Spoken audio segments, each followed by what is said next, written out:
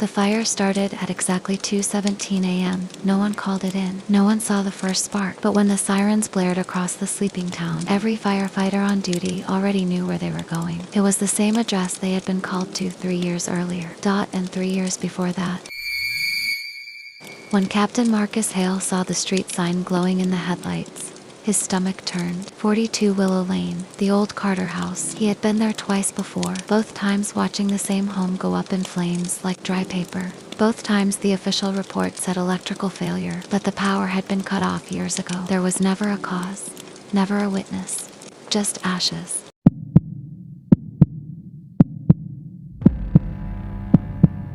The house stood alone at the end of the road, surrounded by black trees that seemed to lean toward it. Even from the truck, Marcus could see the faint orange glow behind the curtains, flickering like a heartbeat. Same place again, one of his men muttered. Didn't they demolish this thing? Marcus didn't answer. He just grabbed his mask and said, "Gear up."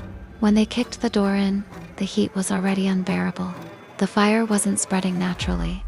It pulsed like it was alive. The air shimmered red and gold, the smoke thick enough to hide shapes that moved too quickly to be shadows. Marcus shouted over the roar, "Check the back rooms," but his voice felt swallowed by the flames. He found the first burn mark on the floor near the living room, a perfect circle of blackened wood. In the center lay a melted photograph frame. When he lifted it, he saw a picture of a young girl with dark hair and a missing front tooth. On the back, in faded ink, were the words, "Lila, age 7. Marcus froze. He remembered that name. The first time this house burned, a 7-year-old girl had died in the fire. The second time, her mother. He had been there both times. "Captain, we've got movement upstairs," someone shouted. Marcus ran for the staircase. Each step creaked under his boots, glowing faintly from the heat beneath. When he reached the landing, he saw the light, not firelight, but something pale, flickering like candle flame. It came from the girl's old bedroom. He pushed the door open. The room was half burned, half untouched. Toys melted into the floor beside furniture, perfectly preserved. In the middle of it all, standing in the smoke, was a small figure.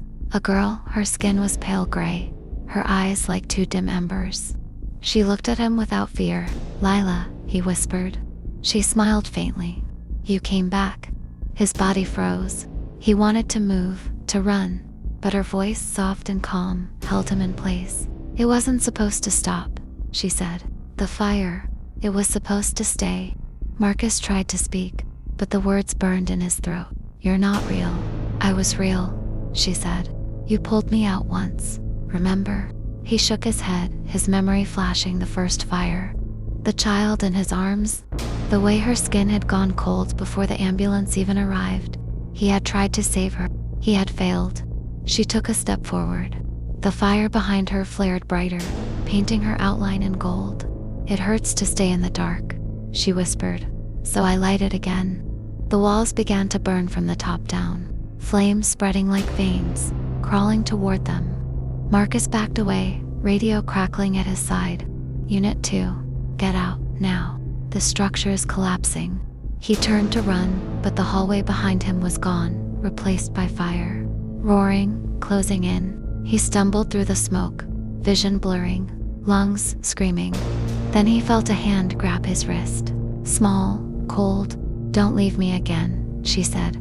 The world tilted. For a moment, Marcus saw through the smoke, the house not in flames, but as it once was. Curtains white, walls clean, sunlight spilling through the windows. And there she was, Lila, alive, holding a birthday candle in her hand. She blew it out, smiling. Then everything went black. When the other firefighters found him, he was outside the house, sitting in the snow, helmet off, staring into nothing. The house was gone, a single mound of glowing embers where it had stood. Marcus didn't speak for hours. Days later, the investigators came. They found something strange in the wreckage. In the center of what had been the girl's bedroom, the floorboards were unburned, except for one small shape, a handprint, the size of a child's. Marcus quit the department a week later. He moved out of town, stopped answering calls from his old crew. But every year, at exactly 2:17 a.m., he woke up to the smell of smoke. Sometimes it was faint, like a candle blown out in the dark. Sometimes it filled the whole house. He checked every corner, every window, every room. Nothing ever burned. But always, when he turned to the mirror, he saw it. A reflection in the glass behind him, a small figure, half hidden by shadow, holding a match, and a voice, faint and far away. Don't let it go out again. It was supposed to be a routine. Call a small fire in an abandoned apartment building on the south side of the city. Lieutenant Aaron Cole and his crew had handled dozens of cases like it, but something about that night carried a weight in the air, thick and unnatural. The building loomed like a skeleton against the flame's dim glow, its windows shattered and its walls pulsing with heat. When Cole stepped inside, the smoke clung to him like a living thing, oily and suffocating.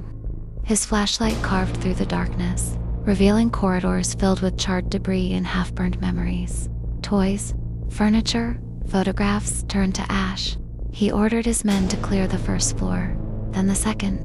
Their voices crackled through the radios, nervous and strained. Everything looked normal for a fire that shouldn't have started, until Cole noticed the footprints, small, bare prints pressed into the soot leading up the staircase. Dispatch confirmed the building had been abandoned for years, but the evidence in front of him said otherwise. As they climbed, the smoke grew heavier, denser, as if it had weight. It didn't rise naturally. It gathered around them, curling into shapes that disappeared when he looked directly at them. Cole thought he heard whispers beneath the hiss of the flames, too faint to be real, until a voice came through his radio, soft, distorted, and desperate. Help us. He froze, checking the frequency, but the voice came again, clearer this time. We're still here. It wasn't any of his men. Ruiz, one of the younger firefighters, turned to him with fear in his eyes. Did you hear that? He asked, but Cole only shook his head. Keep moving, he said, though his voice lacked conviction. The further they went, the more the words repeated, voices of men, women, even children, each crying for help from somewhere deep within the walls. The sound seemed to seep through the very air, echoing off nothing. When they reached the third floor, the fire had almost vanished. The air burned with heat but no flame. Everything glistened, damp and black, like the building itself was sweating. Cole raised his flashlight and froze. At the end of the hallway stood a figure in full firefighter gear. The helmet was cracked, the visor blackened. Identify yourself, Cole shouted. No response. The figure turned its head slowly, and Cole saw his own reflection in the visor. Then the voice came, trembling but familiar. Cole? He knew it instantly. Daniels, his old partner, who had died 5 years ago in a warehouse fire. His throat closed. That can't be you. The figure tilted its head. You left me.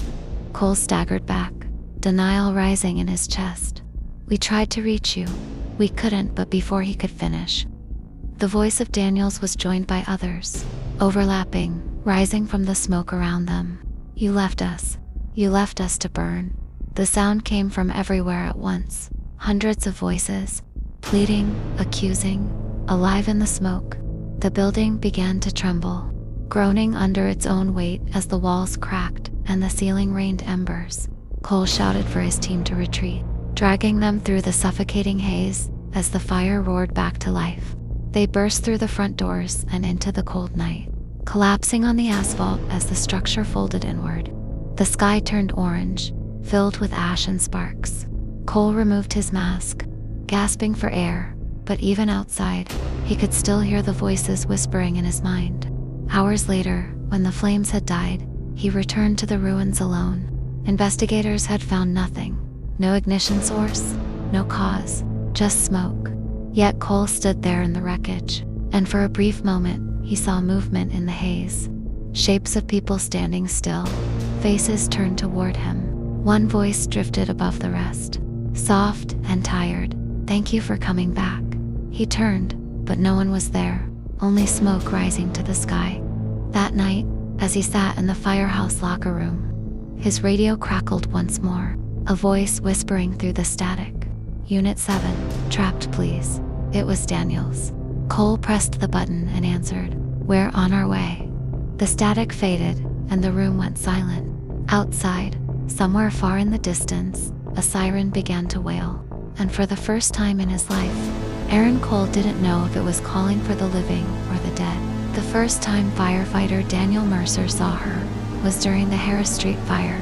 He'd been inside a collapsing apartment, surrounded by walls of heat and screaming metal. When he looked up and saw a woman standing perfectly still inside the flames, her figure was clear, framed by burning light, long hair, white dress, eyes that glowed faintly through the smoke.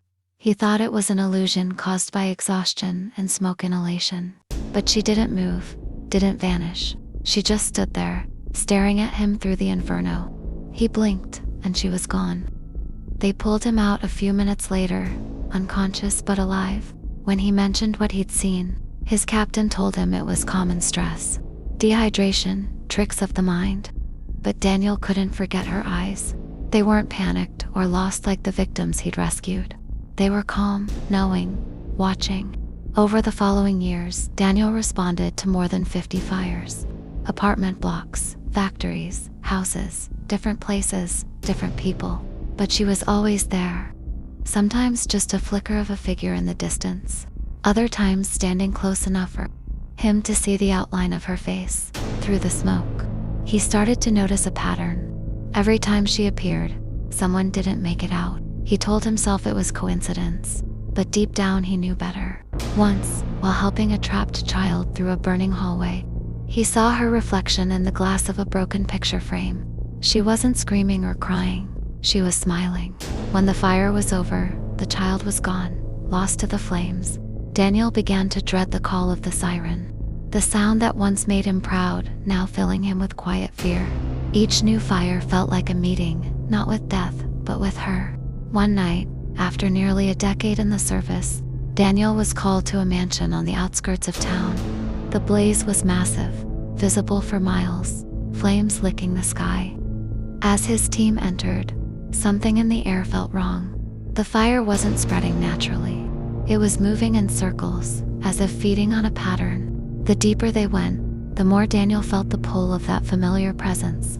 The smoke thickened, the walls groaned, and the temperature rose beyond what his suit should have allowed. Then he saw her again at the top of the grand staircase, standing between two pillars of fire. Her face was clearer now, the same woman, unchanged by time. She looked down at him and spoke without moving her lips. "You keep coming back." The sound wasn't heard through his ears, but felt inside his chest. He couldn't move. Around him, his team was shouting, but their voices faded into nothing. The flames bent toward her like they were alive, bowing, obeying. She stepped closer, her bare feet leaving no marks on the burning floor. When the roof collapsed, the sound broke his trance. He shouted for his team to evacuate, but only static came through the radio. He ran, searching for the exit, but every corridor led him back to the same hall, the same staircase, the same woman waiting at the top. She didn't move as the fire raged around them, her dress still white, untouched by ash. "Who are you?" Daniel demanded, his voice cracking through the roar of the blaze. Her eyes met his. "You should remember," she said softly. "You promised me you would come back." His breath caught. The memory hit him like a blast of heat, a fire 15 years ago, before he joined the department. He was a teenager then, the night his house burned. His mother had been trapped inside. He'd tried to reach her, but never made it past the stairs. He had seen her face through the flames that night, the same face he'd been seeing ever since. Daniel fell to his knees, unable to breathe, his vision swimming. The fire twisted around her, forming a perfect circle, closing him in. "Why are you here?" he asked. The woman smiled gently, stepping down the stairs one slow step at a time. "You never let go," she whispered. "So neither did I." The heat became unbearable. The walls groaned and split, and a torrent of sparks cascaded from above. She stopped a few feet away, her eyes soft, her voice almost tender. "You were supposed to burn with me." He tried to stand, but the ground beneath him cracked, the floor giving way into a pit of fire. She reached out a hand, not to save him, but to pull him closer. "It's time to come home." The last thing he saw before falling was her face illuminated, by fire.com, serene and smiling, just as it had been that first night. They found his body 2 days later, buried under what was left of the mansion. The official report listed it as structural failure, another casualty of duty. His fellow firefighters spoke of him as a hero, a man who never gave up. But some whispered that when they arrived, the fire had already started to die, as if it had been waiting for something. In the ashes near the grand staircase, they found 2 sets of footprints, one heavy, charred with soot, and another faint and bare.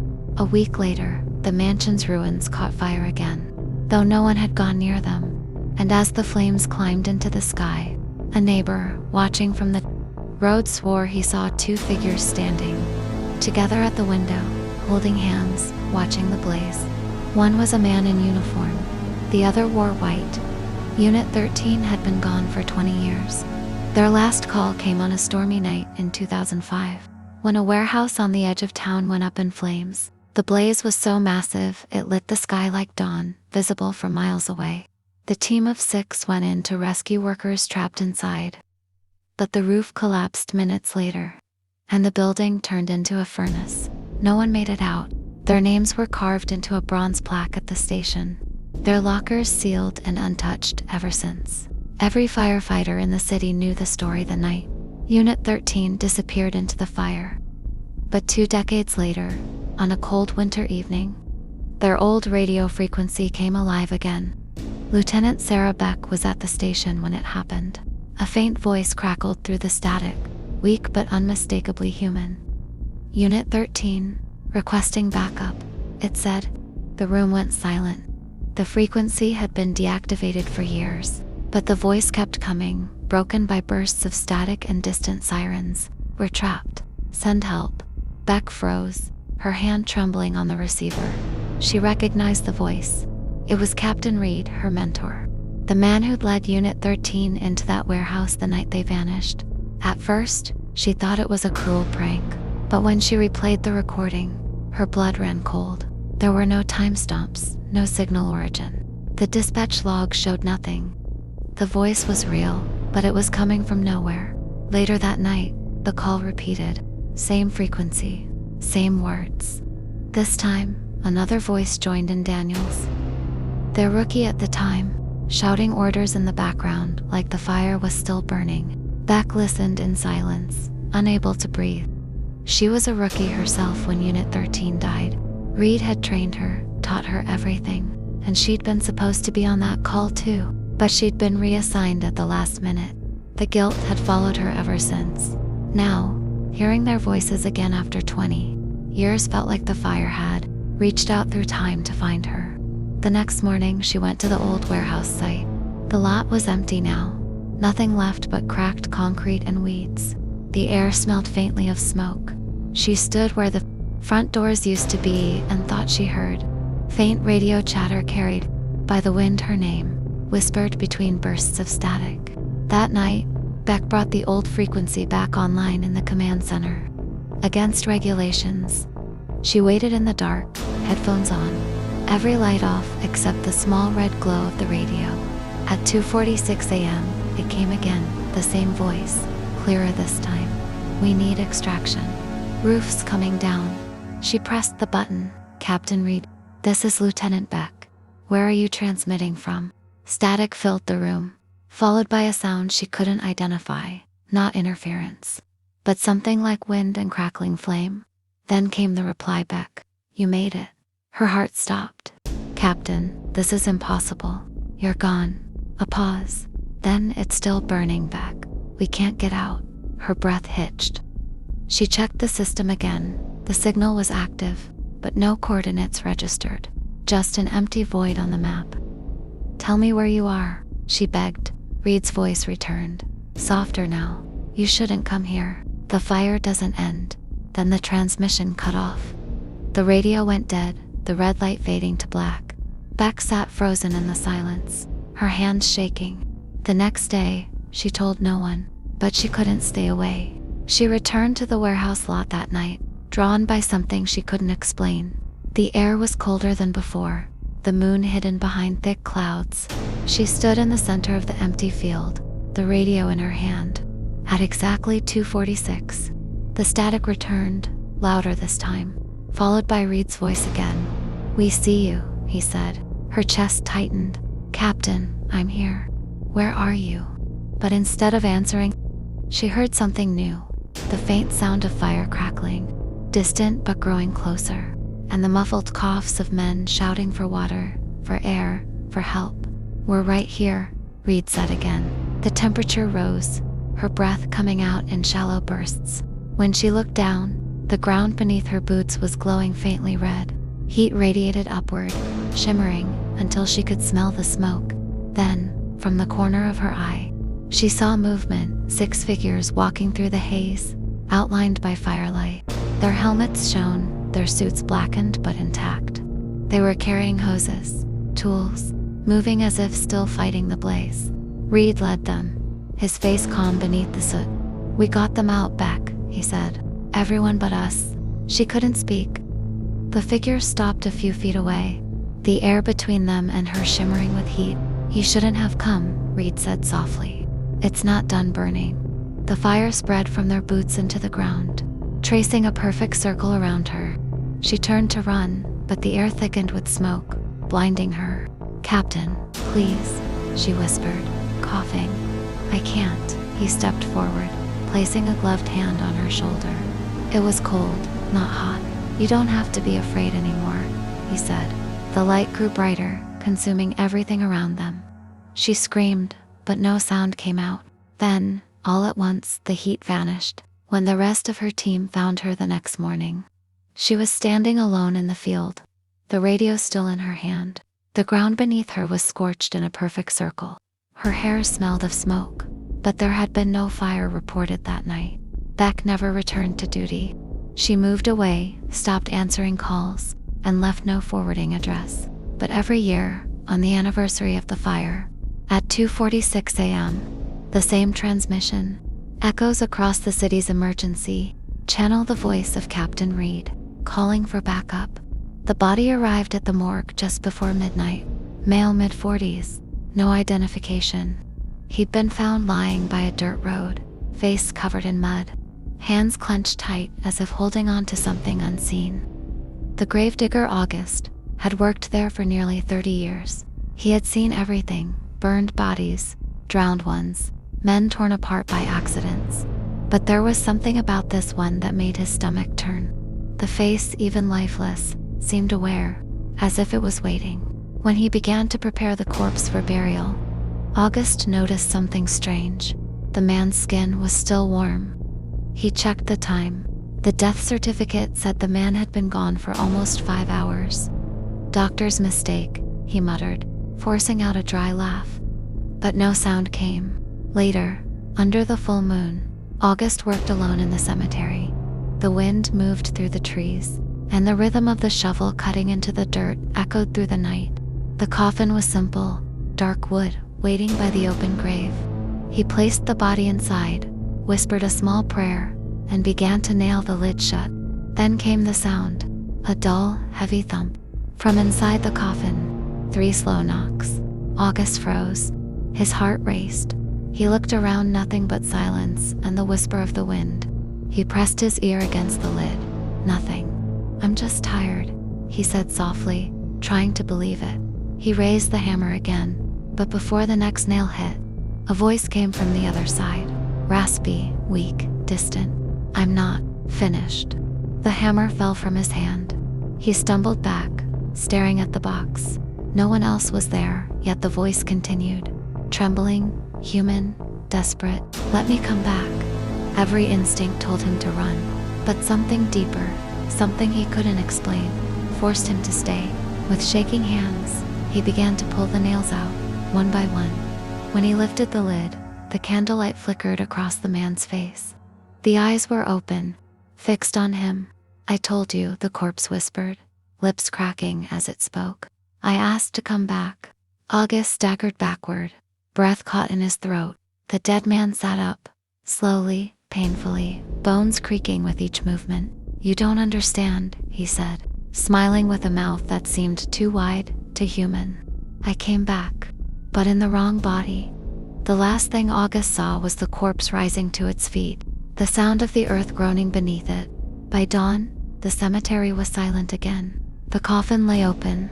Inside was a body, but not the one buried the night before. It was August, and his face was still warm.